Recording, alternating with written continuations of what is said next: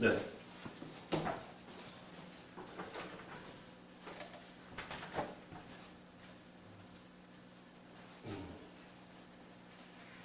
자, 저 시간에는 이 아놀드가 추방력을 당해서 여기저기 돌아다니다가 정착을 못하다가 결국은 이제 이탈리아로 다시 돌아오게 된다라는 부분으로 지금 연결되는 과정입니다. 자, 말씀드렸듯이 이 아놀드는 1145년에 다시 이탈리아로 돌아갑니다. 그리고 약 10여 년 동안에 전과 같이 개혁 운동을 펼쳐 나가지요. 자, 이때 아놀드는 로마의 집정관들과 협력해서 로마 옛 원로원의 통치 기구를 회복시킴으로써 교황의 현세적 실력 행사를 약화시키려는 그런 로마인들의 운동에 가담을 했습니다. 한동안 이들은 이제 쾌류의 운동을 벌여 나갔었죠. 그래서 아놀드는 교회도 황제의 세력에 지배돼야 한다라는 개혁 계획도 수립해 나갔습니다. 자, 이 아놀드는 이제 독일 왕 콘라드 3세에게 로마 정부를 인수하도록 설득했으나 콘라드 왕은 이제 이 아놀드의 제안을 묵살을 합니다.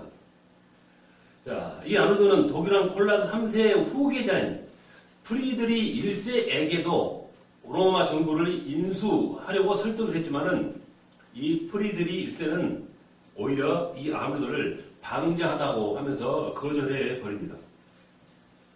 자, 그래서 이 아놀드는 이탈리아 국내에서 국민들의 선거에 의한 힘을 장악하려고 로마 당을 조직해서 선거에 임했으나 실패를 합니다. 이 무렵 새 교황으로 선출된 히드리아노 4세는 이제 이 아놀드에게 로마를 떠나도록 강요를 합니다. 그래서 이 아놀드는 프리드리 1세가 보낸 군대에 의해서 체포되었다가 교황의 명령으로 1155년에 처형된 후에 그 몸이 불태워져서 유골이 티베르 강 위에 뿌려지는 그런 일을 당하고 말죠. 자, 이와 같이 아놀드가 어떻게 발달했었고 어떠한 일을 해왔으며 그 말년에 했었던 그의 행적을 지금 살펴보고 있는 것입니다. 자, 그런 이 아놀드는 그렇다면 두 번째로 어떤 주장을 펼쳐 나갔냐는 것입니다. 그의 주장은 신자가 다 같은 형제에 불과한 신부에게 죄를 고백하는 것은 인간이 하나님 노릇을 하는 것과 같은 잘못이다 라는 주장을 펼쳤습니다. 당연히 카톨릭에서는 이 주장을 조할 리가 없겠죠. 자, 로마 카톨릭만이 전 세계에 유일무이한 하나의 교회라는 주장은 잘못이다. 참 교회는 지상에 얼마든지 존재할 수 있다라는 주장을 펼칩니다. 또 교황이 세속적인 권한까지도 행사하려는 것은 세속을 지배하려는 잘못이다 라는 주장을 했고, 교회 재산은 국가에서 관리해야 한다. 그렇게 해야 공정한 신앙 관리가 된다 라는 주장을 했고, 이제 마지막으로 사제들의 재산 소유는 사제의 타락을 자초하는 주 원인이 된다라는 주장을 했습니다. 자, 이와 같은 내용을 살펴보면 당시 카톨릭의 어떤 그런 교리에 맞춰볼 때 도저히 용납할 수 없는 그런 사항들인 것입니다. 자, 그래서 이 아놀드의 영향을 우리가 다시 한번 살펴본다면은 아놀드의 주장은 들어보면 모두가 옳았습니다. 그러나 그가 주장하고 행동한 것은 많은 문제점이 있습니다. 자, 그가 주장하는 대로 교회가 잘못되었고 또 교회 제도가 잘못되었다고 해도 세상 군왕의 힘을 빌려서 교회를 개혁하려고 한 일이나 정당 활동으로 자기 목표를 달성하려 한 점 등은 과연 올바른 행동이었을까라는 것입니다. 우리가 현세에 비춰볼 때도 이러한 문제에 관해서는 우리가 해답이 서지 않는 부분인 것입니다. 자, 또 그가 주장한 것 중에는 교회가 재산을 가져서도 안 되고 사제 역시 재산을 가져서는 안 된다는 주장을 우리는 생각할 필요가 있습니다. 교회는 전체 성도들이 공동으로 꾸려가는 지상의 집합체이므로 반드시 재산을 가지지 않고 이용이 되기는 실제로 불가능합니다. 그렇더라도 사제나 또는 성직자들이 개인적으로 재산을 가져서 안 된다는 그런 주장은 깊이 생각하고 고려해보면 그런 우리가 문제로 다뤄야 하는 것이죠. 자, 이렇게 아놀드는 많은 어떤 그 카톨릭에 반하는 이런 주장을 해왔었지만은 그의 주장은 약간 잘못된, 다시 한번 생각해 볼 필요가 있는 부분도 있었다라는 것이 바로 그의 영향이 되겠습니다. 자, 다음으로는 마지막으로 6번째로 왈도파에 관해서 한번 살펴보도록 하겠습니다.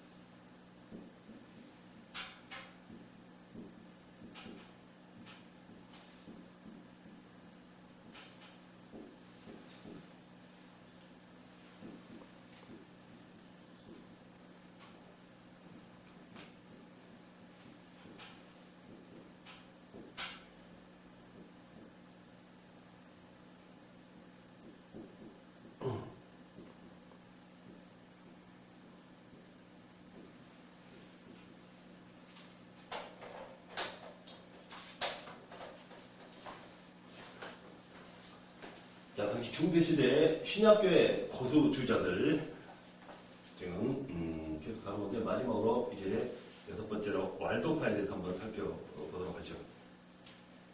자, 역시 왈도파의 기원에 대해서 한번 살펴보도록 하겠습니다. 자, 왈도파로 불리는 이 파의 기원을 찾기는 대단히 어렵습니다. 이 왈도파라는 명칭은 1160년경에 프랑스의 리옹 사람인 피에르 왈도에서 시작됐으나 이 운동은 사실 이 사람이 시작한 것이 아니고 어떻게 보면 그보다 훨씬 더 아득한 역사로 소급해서 올라갈 필요가 있습니다.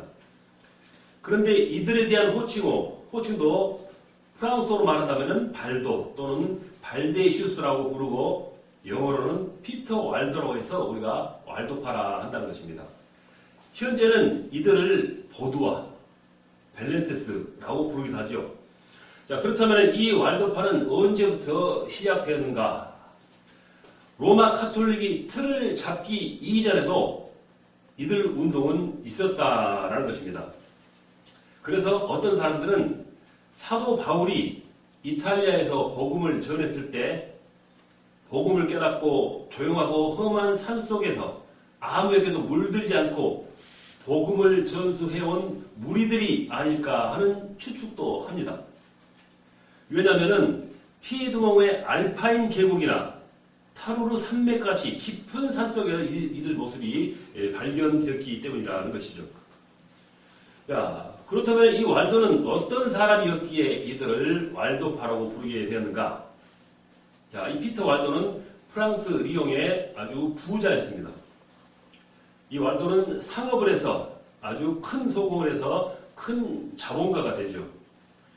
자, 그런데 그는 어느 날 자기 집에서 베푼 연회장에서 손님으로 온 사람이 갑자기 죽는 것을 목도를 하고 구원에 관한 문제를 생각하기 시작합니다.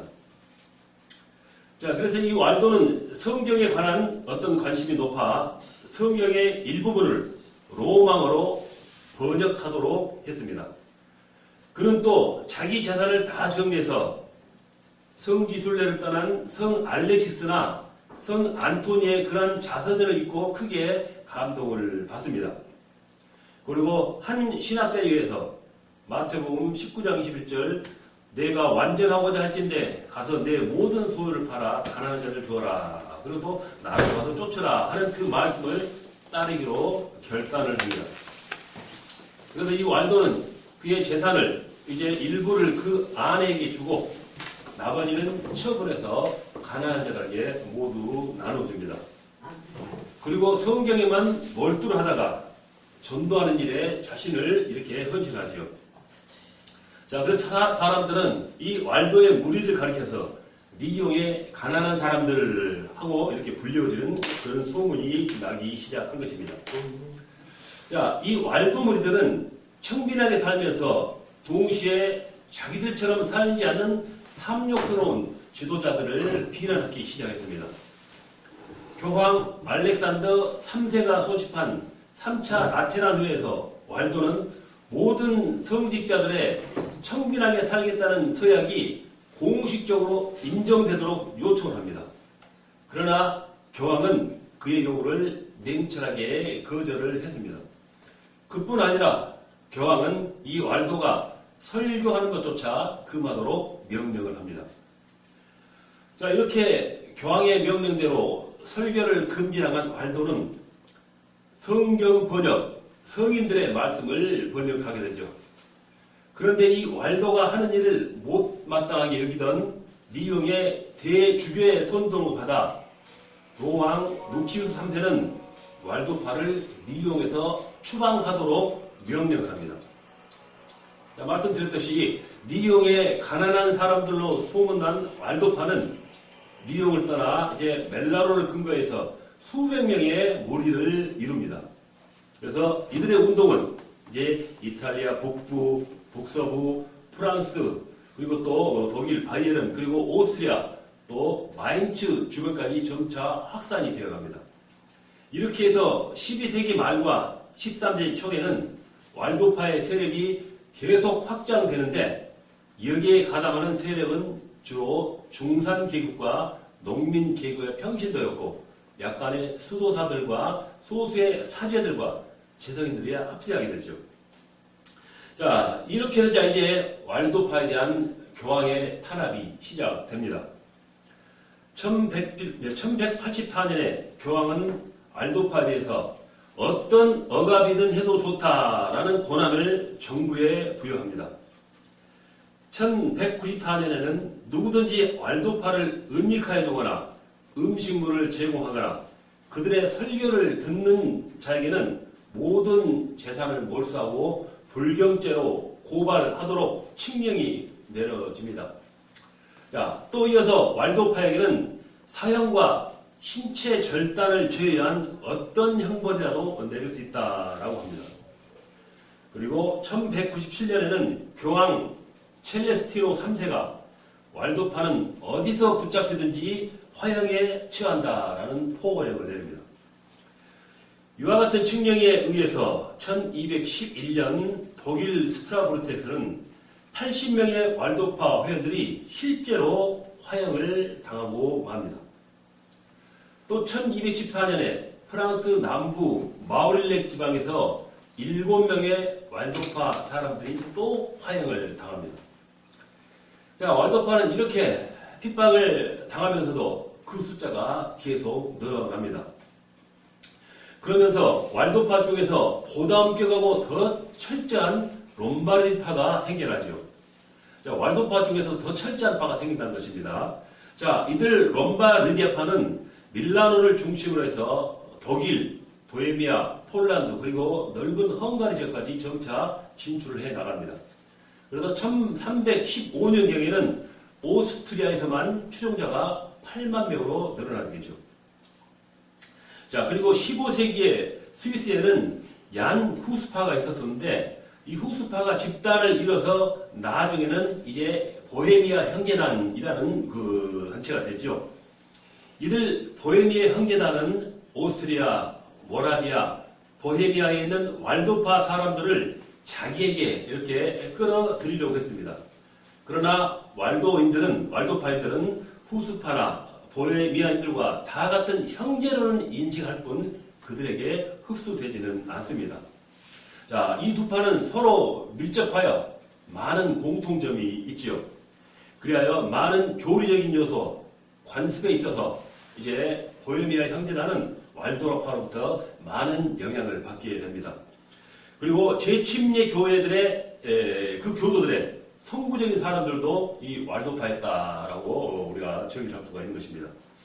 자, 이후에도 이 왈도파를 진멸하려는 원수들이 세계 도처에서 계속 노리고 있었습니다.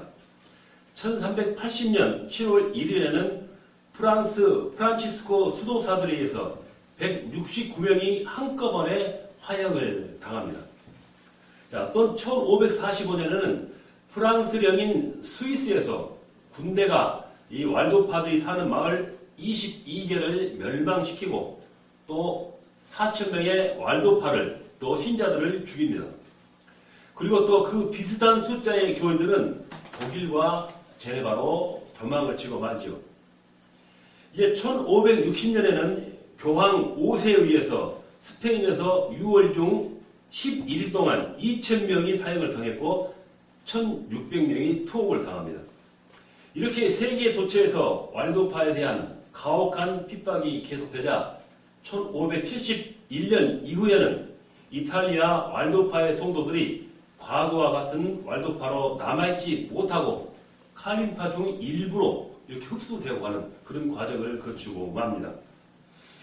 자, 로마 카톨릭은 사람이 피 흘리는 것을 하나님 사랑하는 것과 같은 차원으로 보아서 온갖 살육을 계속해 나갑니다. 1686년에 루이 14세와 교황 빅토르 아마데우스 2세는 프랑스 내에 있는 모든 성경을 믿는 기독교 신앙인들에게 신앙을 포기하지 않으면 14일 이내로 국외로 떠날 것을 명령을 합니다. 이때 프랑스 내 왈도파 신자들이 무력으로 항거하자 3,000명 이상이 전투에서 사망을 하고 5,000명 이상이 포로로 잡혀서 유배를 당하고 말죠. 자, 다른 한편 왈도파 성도들과 위구르 성도들은 프랑스 피에몬 계곡에서 자기들의 50배가 넘는 이 정부군들과 끈질기게 대항을 합니다. 그래서 1690년 6월 4일에는 왈도파 교도들이 피에몬 계곡 안에 있어서 사는 것을 결국은 허락을 해주고 말죠. 자, 그 뒤에 몇 차례 칙령의 번복이 있었지만 1848년 2월 17일에 황제 찰스 알베르트는 왈도파가 그 피에몬 계곡에서 자유롭게 살 수 있는 해방 법령을 공포합니다. 그래서 왈도파는 2월 17일 그날을 해방 기념일로 지키고 있지요. 자, 이들은 그래도 앞서 다른 전파들과는 달리 존속에 남아있다라는 것이 저들과는 다른 점이 되겠죠. 자, 그렇다면 현재 왈도파는 어떤 모습일까요? 자, 말씀드렸던 대로 이 프랑스 피에몬 계곡은 왈도파의 본거지로 정해졌습니다. 여기에는 왈도파 자녀를 위한 교육기관이 있고 또 발세대 대학도 있습니다. 현재 8명의 교수와 100명의 대학생이 있고 이 계곡에는 2개의 종합병원이 있고 그리고 고아원, 양로원, 전문학교도 있고 또 우리 20세기 초에 조사한 바에 의하면은 이들은 이 계곡을 중심으로 해가지고 19명의 목사 그리고 190명의 교사들 그리고 4,000명의 주일학교 어린이 1,300명의 장년 신자를 가지고 있다라는 그런 기록이 전해지고 있죠. 자, 이 왈도파는 프랑스에만 있는 것이 아닙니다. 이탈리아의 토리노에 1854년에 세운 왈도파 교회는 현재 2명의 목사와 700명의 성도가 있습니다. 또 1860년에는 피렌체에도 이 왈도파 신학교가 세워졌죠. 자, 피렌체 신학교에는 3명의 교수와 또 10명의 학생이 있습니다. 이 과정이 끝나면은 영국의 에든버러 그리고 독일의 베를린 그리고 스위스 제네바에 가서 대학원 과정을 거칠 수 있는 장학금으로 공부를 하지요. 자, 남부 이탈리아 시절에도 파레르라는 교육기관과 병원, 고아원, 수용소들이 이 왈도파들에 의해서 지금 운영이 되고 있습니다. 또 남아메리카 우루과이에 5개의 왈도파 교회가 있고 아르헨티나에 2개 그리고 북미 미국과 캐나다에도 있지요. 자, 그래서 이들 왈도파는 박애 정신에 기초를 두고 세계 여러 곳에서 활동하므로 왈도파 신앙을 가진 사회 사업가들이 프랑스, 이탈리아, 남아프리카, 남아메리카, 북아메리카에서 지금까지 활동을 하고 있다는 것이죠. 자, 그렇다면 이 왈도파는 어떤 주장을 했으며 어떤 사상을 가지고 있을까요? 왈도파는 철저한 성경 중심의 신앙과 엄격한 도덕주의 생활을 두드러지게 주장을 합니다. 자, 그러나 이들의 신학적인 확립은 약했습니다. 그래서 서로 한때 분열되는 그런 어려움도 겪었지요. 자, 이제 그들이 믿는 바 신앙과 주장은 과연 무엇인가 하는 것을 살펴보도록 하죠. 자, 이들은 로마 카톨릭이 인위적인 힘으로 제정한 모든 요소들을 거부했습니다. 이들은 교황 실베스터가 콘스탄틴 황제로부터 기부금을 받아 교황청을 만들 때부터 이 교회의 변질이 시작됐다라고 본 것입니다. 그래서 성경에도 없는 그리스도의 대리라자는 그런 교황제도, 교회 성직자들이 세상 권력으로부터 특혜 조치를 받는 특권과 특전, 그리고 교황이 이하에 성경에 없는 각종 사제들의 계급과 직책, 그리고 교회 및 수도원이 소유하고 있는 재산, 공회라는 그런 이름 아래 다수에 의해 제정된 각종 탈법적 결정, 그리고 성직자 독신 생활의 의무화, 카톨릭의 미신적 성례된 신앙 등 모든 요소를 다 거부한 것이 바로 이 왈도파의 주장이라는 것입니다. 그래서 1240년부터는 카톨릭이야말로 요한계시록 3장 11절 15절에 나오는 적 그리스도라고 규정을 한 것이 바로 이 왈도파라는 것이죠. 자, 14세기부터는 카톨릭이 실시하는 종교 교육 제도, 성경에 대한 신비적 해석, 그리고 카톨릭의 각종 의식들을 반대했습니다. 부활절, 성탄절, 그리고 승전축일, 승천축일, 성령강림절, 사도들의 축일, 사도의 축일은 뭐 사도들이 순교했다는 날에 대한 기념이죠. 금식일 등 그런 것을 반대했습니다. 그리고 예배시 양초를 켜는 것, 종려나무 가지, 기타 물품을 사용하는 것은 물론 오르간 사용, 종 사용, 라틴어로만 사용하는 예배문, 마리아 숭배, 성자들의 성골 및 유물 숭배 등 실로 카톨릭이 실시하고 있는 모든 것을 배격했습니다. 자, 다음으로 카톨릭의 교리적인 것도 반대를 했습니다. 유아세례, 전진세례, 견진성사, 종부성사, 여러 개의 교리, 죽은 자를 위한 기도, 마리아가 하나님의 어머니라는 교리 등 모든 교리를 배격했습니다. 자, 왈도파는 마태복음 10장에 나오는 가난한 생활을 강조를 했습니다. 그래서 이 왈도파 회원이 되려면 세상을 포기하고 사도처럼 가난하게 살면서 사도적 소명을 다하겠다는 공식 소원을 해야 하고, 그 다음에 그와 같은 외적 상징으로 사도복이라는 특수한 옷을 입어야 하는데 남녀가 다 같이 입어야 했습니다. 자, 초기에는 이렇게만 하면은 회원이 되었는데 후에는 롬바르디아 엄격파에서는 1 내지 2년 또는 5 내지 6년간의 수습기간이 지나도록 청빈한 생활과 완벽한 어떤 그런 신앙의 추칙을 완성해야 한 자라만이 그 회원에 가입할 수 있었다는 것입니다. 자, 그 다음으로 이 회원이 된 사람은 맹세를 합니다. 입회식이 끝난 다음에 철저하게 가난과 복음서 계율에 대한 준수, 그리고 윗사람에 대한 절대 복종과 사도복을 평생 착용할 것을 맹세를 합니다. 이들은 주로 신약성경 암기로 시간을 보내죠. 다음으로는 회원으로 된 자의 생활 추억 문제를 살펴보면은, 자, 누가복음에 나왔던 말씀드린 대로 항상 나이 든 사람과 젊은 사람이 둘씩 짝을 이어 방랑하는 설교가 들어서 도시에서 도시로 다닌다. 자, 누가복음 10장 1절 말씀이죠. 이후에 주께서 달리 70인을 세우사 친히 가시려는 각 동네 각처로 둘씩 앞서 보내시며 이 말을 근거했다는 것입니다. 자, 그 말씀대로 항상 나이 든 사람과 젊은 사람이 둘씩 짝을 지어서 방랑하는 설교가 들어서 도시에서 도시로 다니는 것입니다. 그들은 생계를 버는 것이 금지되었으며 친구나 설교 후 감동받은 자들이 제공하는 음식과 그리고 생활품을 공급받아서 생활을 해 나갑니다. 자, 그 다음에는 금식을 장려했습니다. 이들은 금욕으로 정죄의 요소를 막기 위해서 이 금식을 소중하게 여겼습니다.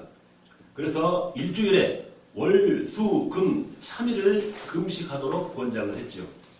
자, 다음으로는 경건 생활을 권장했습니다. 경건 생활을 소중히 여겨 하루에 기도를 7번씩 하도록 의무화를 했죠. 그 다음으로는 평화를 원했습니다. 모든 형태의 맹세를 거부하고 거짓말을 죽음처럼 싫어하였고 피 흘리는 전쟁, 사형 등 평화를 해치는 것을 반대했습니다.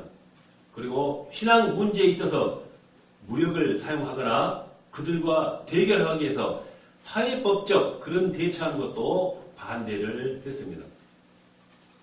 자, 이들은 부당하게 얻은 이득도 원치 않았고 모든 사람들과 화평하게 살기 위해서 기도와 자선의 삶을 살도록 했습니다.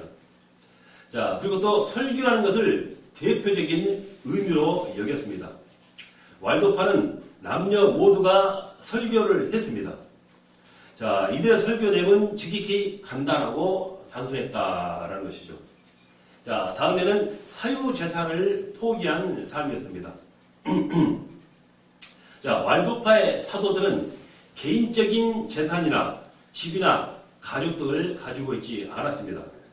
그런 것들을 이미 가지고 있던 사람들조차도 기꺼이 포기를 했다라는 것이죠. 그들의 삶은 자기 부정과 고난과 위험의 삶이었습니다. 그들은 돈도 없고 두 벌 옷도 없이 매우 간소한 여행을 해 나가죠. 자, 이러한 주장을 하는 바로 왈도파의 영향, 그리고 또 왈도파의 사상이 되겠다라는 것이죠. 자, 그렇다면 이 왈도파는 어떤 영향을 끼쳤을까요? 하는 것입니다. 자, 왈도파의 신앙은 여러 방면으로 영향을 끼쳤습니다. 재침례 교도, 모라비안, 위그노 등은 물론이고 최초로 16세기 유럽 교회 개혁에 앞장선 루터 역시 이 왈도파의 영향을 받지 않았다고 말할 수는 없습니다. 이들은 신학적 영향은 물론이고 아까 말씀드렸던 그 피에몬 계곡에서 오랜 세월을 격리 생활하는 그 중에 자생적으로 발달된 간의 수공업의 원시 형태가 근간 산업혁명의 기초가 됐다, 공헌이 되었다라는 그런 해석을 후일에 하고 있습니다. 그리고 이 왈도파는 앞서서 언급한 바와 같이 전 세계에 지금까지 흩어져 건져 있다라는 것입니다. 자, 이렇게 지금 제8항 신학교의 고두주의자들, 가장 먼저 프리스길리안스죠. 두 번째는 바울파, 그리고 세 번째는 아까 말씀드렸던 보고밀파, 그리고 그 다음에 알비파, 그리고 아놀드파, 그리고 말씀드린 왈도파까지 6개 파를 집중적으로 우리가 살펴보았습니다. 자, 결론을 말씀드린다면은 중세기 카톨릭의 부정과 부패, 그리고 그들의 권력에 대해서 초대교회의 신앙을 앞세우면서 그들과 대쟁이 나갔다라는 것이 바로 그들의 신앙의 모습인 것을 우리가 결론적으로 말씀드릴 수가 있겠습니다. 자, 다음으로는 제9항으로 건너가 보겠습니다.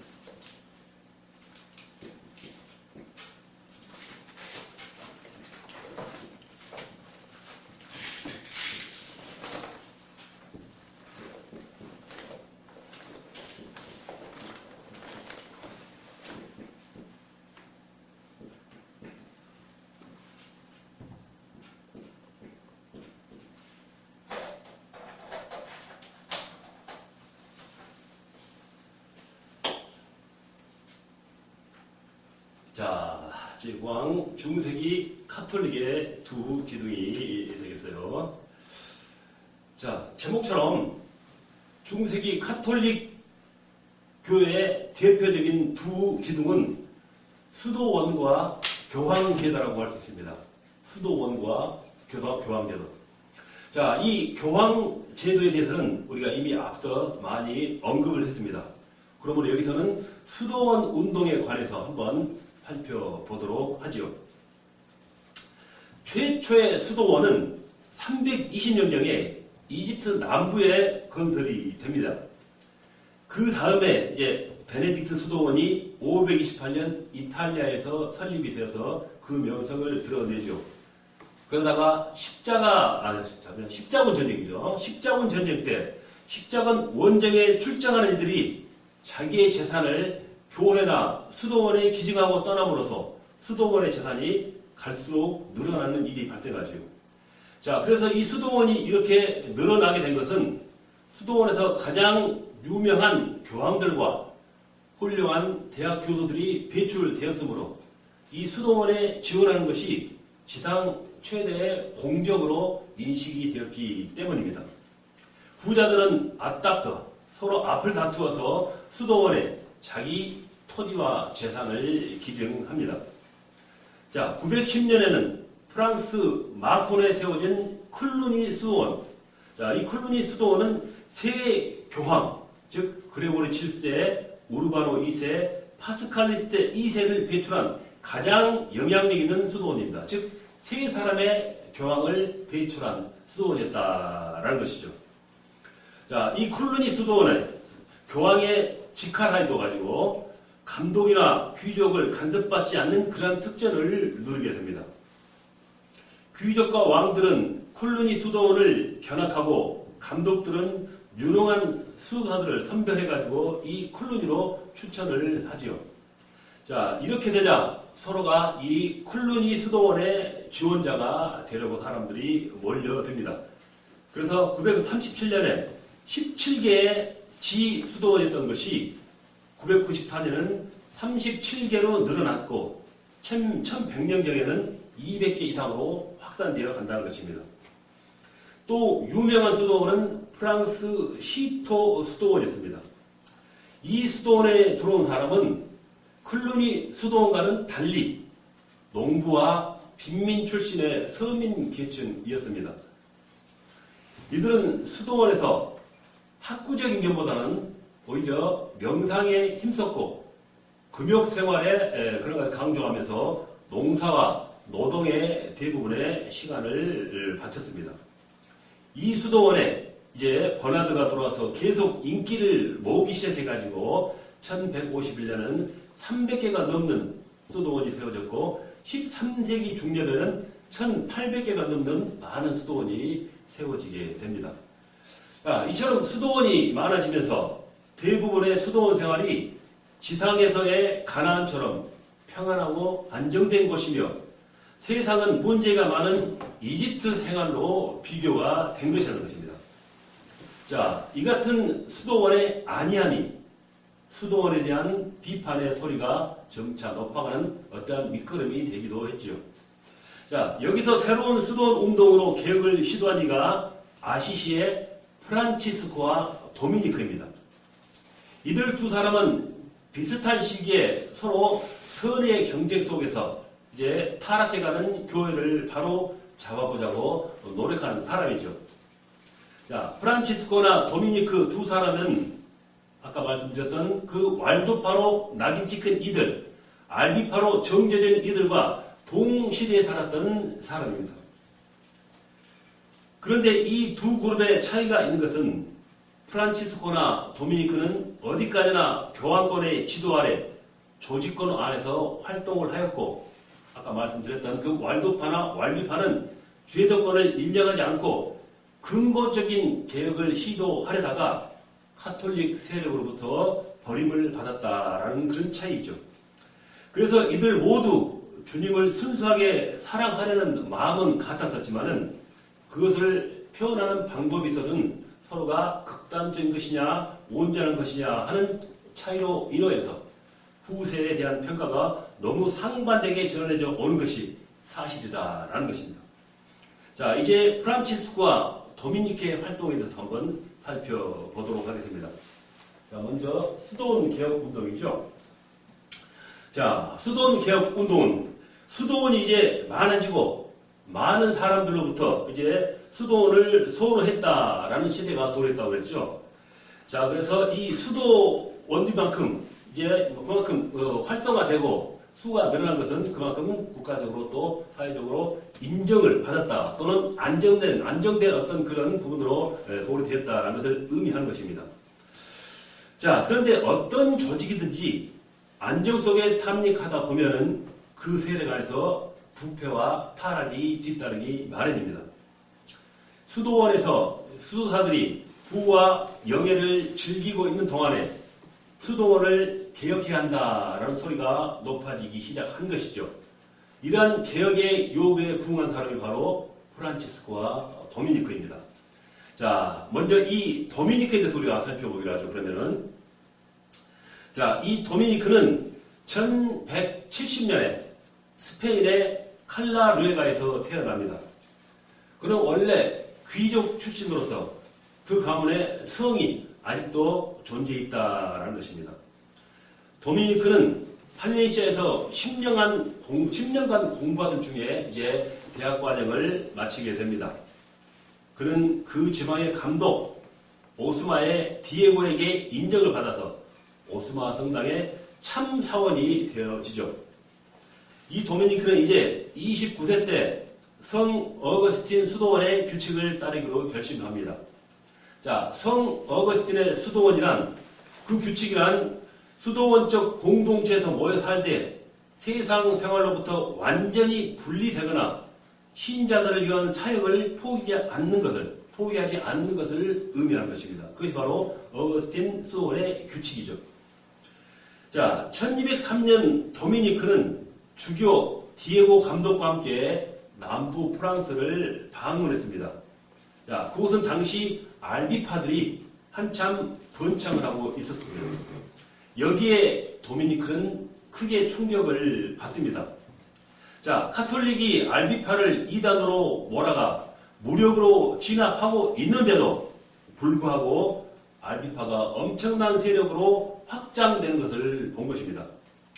자, 그러면 카톨릭이 알비파들을 무력으로 그토록 탄압하는데도 발전한 이유가 무엇일까라는 것이죠. 그것은 당시 카톨릭은 자기들 스스로 정통교회라고 자부를 하면서 자만에 빠져서 대단히 아니라고 사치스러운 생활을 하고 있었다라고 말씀을 드렸었죠. 그에 반해 알비파들은 극단적인 금욕 생활로 생활 자체에 모범된 모습을 보였다는 것입니다. 여기서 이 도미니크는 이단에 대항하여 싸울 때 무력보다 더 효과 있는 방법은 청빈한 삶이구나 하는 것을 이가 깨달았다는 것입니다. 그래서 이 도미니크는 알비파들을 정통 카톨릭으로 되돌리는 교화 작업을 시작을 합니다. 그래서 피레네 산맥 아래다가 여성을 위한 수도원을 설립하지요. 그리하여 알비파였던 귀족 출신의 여성들을 카톨릭으로 개종시켜서 그 교화 사업에 성공을 합니다. 자, 이와 같은 그의 모습을 보고 툴루즈 대주교는 도미니크에게 수도원을 위한 건물을 하사를 하게 됩니다. 자, 그 후 얼마 안 되어서 이 도미니크는 툴루즈 대주교의 지원 아래 로마를 방문해서 교황 이노센스 3세를 만나죠. 자, 그는 교황에게 자기가 하려고 하는 그런 새로운 수도원의 설립 허가를 요청했습니다. 그리고 이 도미니크는 새로운 수도에는 기존 수도의 규칙과는 완전히 다른 독자적인 규율을 채용하겠다라고 제의를 합니다. 이때 교황은 이미 1210년에 설립된 프란치스코 수도원이 있으니 그 수도회에 가입하고 수도원의 규칙들을 너무 다양하게 시행하는 것을 두려워해서 그 요구를 들어주지 않지요. 그래서 툴루즈로 돌아온 도미니크는 이제 성 어거스틴 수도의 규율을 그대로 채용을 합니다. 그 후 이들은 자기들의 필요에 맞는 그런 규칙들을 추가로 입법 조치를 하지요. 그리고 공식 명칭은 설교자들의 수도회라고 명칭을 합니다. 자, 이들 도미니크 수도회 특징은 빈곤과 구걸이라고도 하는데, 이들은 그 알비파를 의식해가지고 자기들도 가난과 또 그런 가난했던 그런 환경을 자랑함으로써 자기들의 입장을 내세웠다라는 것입니다. 자, 그래서 이들 도미니크 수도회에서는 학문 탐구를 대단히 강조를 했습니다. 그래서 이 도미니크는 이단에 대항하기 위해서 빈곤을 내세웠으며, 이들의 주된 목표와 목적은 설교, 교육, 그리고 교훈, 그리고 신학 탐구였습니다. 빈곤은 이 같은 목적을 또 달성하기 위한 하나의 수단으로 사용했다라는 것이죠. 자, 그러기죠. 1216년은 교황 이노센트 3세가 죽고 새로 호리노스 3세가 교황이 됩니다. 이때 도미니크는 다시 이제 로마로 가서 또 교황으로부터 수도의 설립 허가를 이제 받아냅니다. 그래서 이 교황은 도미니크에게 이제 일명 직분을 주는데 궁전의 공직자로서의 그런 책임을 맡을 수 있는 그런 직책을 주게 됩니다. 그래서 교황청 안에 모든 사람들의 그런 정신 지도뿐만 아니라 교황청의 성경 해석의 자문 역할까지 감당하게 한 것입니다. 자, 1217년 도미니크 수도의 그 숫자는 적었습니다. 그러나 장래 지도자를 위해서 단원들을 이제 파리나 로마, 볼로냐 등 다른 대학으로 보냅니다. 그리하여 수도회를 허가받은 지 4년 후에는 이제 이탈리아, 스위스, 프랑스, 폴란드 등 전 유럽에는 그들의 수도회들로 가득하게 되지요. 1220년에는 교황청 안의 한 구를 도미니크에게 특별히 주문처로 주어서 이제 교황의 내년과 교황청 내 직원들의 영적 교육을 담당하도록 합니다. 이때부터 도미니크 수도회는 교황청 안에 한 구를 담당해가지고 영구적으로 그 직위를 계승해 오고 있는 것입니다. 자, 1220년에 제1회 전체 도미니크 회의가 볼로냐에서 개최됩니다. 여기서 이 도미니크는 걸식을 통한 자신의 청빙과 그리고 설교와 봉사를 통한 이웃사랑의 양대 원칙을 그들의 생활 원칙으로 정합니다. 이들은 또 직제로서 총장은 종신직, 원장은 4년, 부장도 4년 만에 선거하도록, 지정한 게 아니라 선출하도록 엄격한 조직을 구성합니다. 자, 도미니크는 북이탈리아 지방에서 걸식을 하며 전도하다가 이제 1221년 8월 6일 볼로냐에서 숨을 집니다. 이 도미니크가 죽을 무렵 이미 도미니크 수도단을 통해서 유럽 여러 나라에 이제 60여 개의 수도원이 건립되었습니다. 이들은 걸식과 봉사를 강조하면서 계속 또 연구도 중시하면서 연구하고 전도하라라는 걸 주제를 내고 또 내면서 이들의 표를 앞장 세웠다는 것입니다. 그래서 4년간 철학과 신앙 연구를 해야 설교 면허가 주어지고 계속해서 다시 3년간 신학을 연구하도록 했다는 것입니다. 자, 고행보다는 연구, 의식보다는 설교를 중요하게 여겼기 때문에 영적 훈련과 학문 연마의 온상이 되어서 그 유명한 알버트 마그너스, 토마스 아퀴나스 같은 대신학자들이 바로 이 수도원에서 배출되죠. 또 에크하르트나 또 타올러 같은 신비주의자들과 또 사보나롤라 같은 교회 개혁자들도 다 이 수도에서 배출됐다라는 것이 바로 이 도미니크 수도원의 하나의 특징이 되겠다라는 것입니다. 자, 수업은 여기까지 가지고 그 다음에는 이제 프란치스코 수도원에 대해서 다음 시간에 다뤄보도록 하겠습니다. 수고하셨습니다. 수고하셨습니다. 하나님 아버지 감사합니다. 오늘 또 우리 신학교를 사랑해 주심을 감사드립니다. 하나님의 사랑과 큰 뜻이 있어서 우리 모두를 이 자리에 인도하여 주심을 믿습니다. 하나님의 선택함을 받은 귀한 주님의 종인 우리 신학생들 기억하여 주시옵소서. 항상 지혜와 지식과 말씀으로 충만케 하셔서 하나님의 큰 보살핌으로 능력으로 이 세상을 하나님의 나라로 주님의 복음으로 변화시켜 나가는 주님의 종들 되게 하여 주시옵소서. 감사드리며 우리 주 예수 그리스도 이름으로 기도합니다. 아멘. 여러분 수고하셨습니다.